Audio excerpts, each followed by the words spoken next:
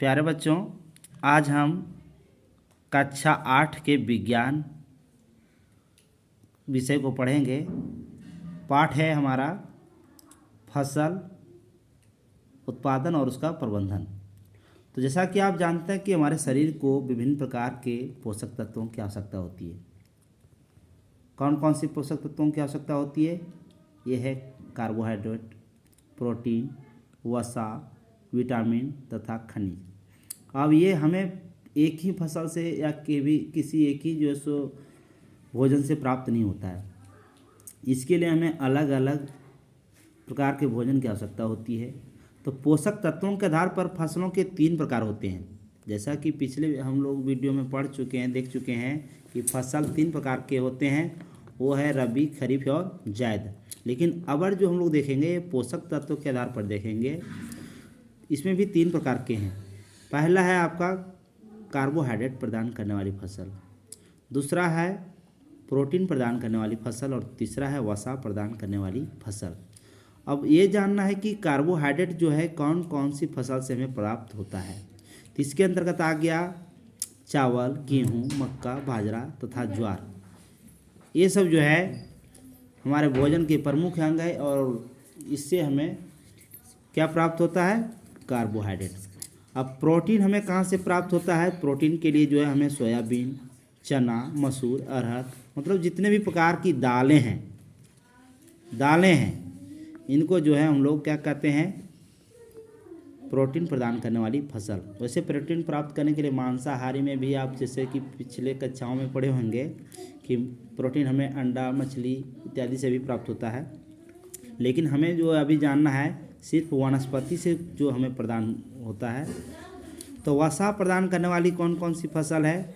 इसके अंतर्गत आपका आता है, जैसे घर में आप सब्जी जब पकाते हैं तो उसमें सरसों का तेल लगाते हैं, मतलब डालते हैं, तो तेल जिससे भी प्राप्त होता है। जितने प्रकार के जो है तेल वाले पदार्थ हैं, जैसे सरसों, मूंगफली, सूर्यमुखी, तीसी, तिल, ये मुख्य रूप से हमारे देश में होता है। हमारे झारखंड में भी ये सारे जो है खास करके ये सरसों और तीसी और तिल ये जो है झारखंड में भी बहुत ज़्यादा उत्पादन होता है। इसको हम लोग किस लिए उगाते हैं? ताकि हमें तेल प्राप्त हो सके। अब अन्य फसलें आता है विटामिन एवं खनिज लवण। तो विटामिन जो है मुख्य रूप से कहाँ से प्राप्त हो और खनिज लवण ये हरी जो है साग सब्जियों और फलों से। आपका और जो है कृषि के अंतर्गत आता है चारा फसल है। चारा फसल का मतलब होता है ऐसे फसल जिसको हम किस लिए उगाते हैं? अपने पशुओं की गुणवत्ता को बनाए रखने के लिए, उसको स्वस्थ रखने के लिए। तो इसमें जैसे आता है चारा फसल के अंतर्गत आता है जई, सुड़ान, घास, बरसीम। ये जानवरों को खिलाने से क्या होता है? वे अधिक जो दूध देने वाली हैं उसको बहुत फ़ायदा होता है। आगे है आपका रेशेदार फसल।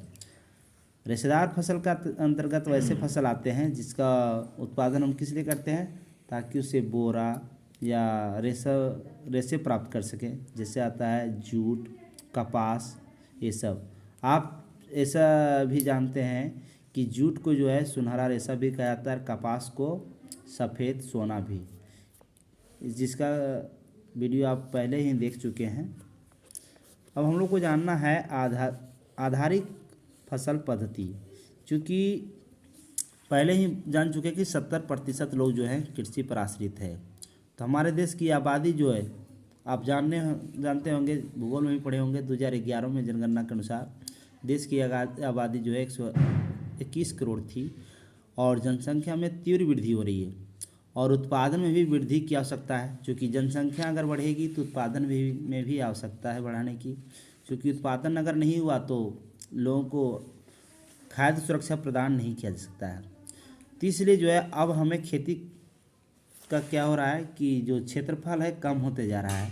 जैसा कि आप जानते हैं कि लोगों का जो भूमि बंटवारा होता है देश के हर एक क्षेत्र में, लगभग हर एक राज्यों में यही समस्या है कि जोतों का आकार छोटा होता जा रहा है और उत्पादन जो है सो इसी वजह से घटते जा रहा है। तो कम क्षेत्र में छोटे जोत में जो है कैसे उत्पादन बढ़ावें, इसके बारे में हमें मुख्य रूप से जानना है।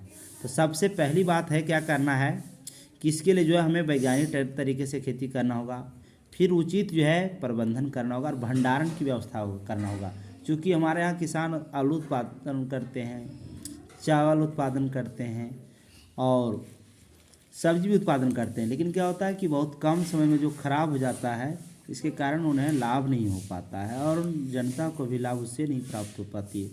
इसलिए प्रबंधन की आवश्यकता है और साथ ही साथ जो है उचित प्रकार की मिट्टी, उत्तम बीज और उत्तम कृषि औजार, चूँकि आज जो है हमारे पास कृषि औजार को भी आवश्यकता होती है। उचित मात्रा में खाद उर्वरक कैसे प्रयोग करें, सिंचाई की सही व्यवस्था कैसे हो, खरपतवार कैसे हम हटा सकें और फसलों में तरह तरह के रोग जो होते हैं उससे कैसे हम उबर सकें, कैसे उससे निकलें, इन सारे चीज़ों की आवश्यकता है। लोगों को, किसानों को जो है सहयोग करें। तो इसके बारे में हमें जानना है। इसका वीडियो आपको अगले अध्याय में मिलेगा।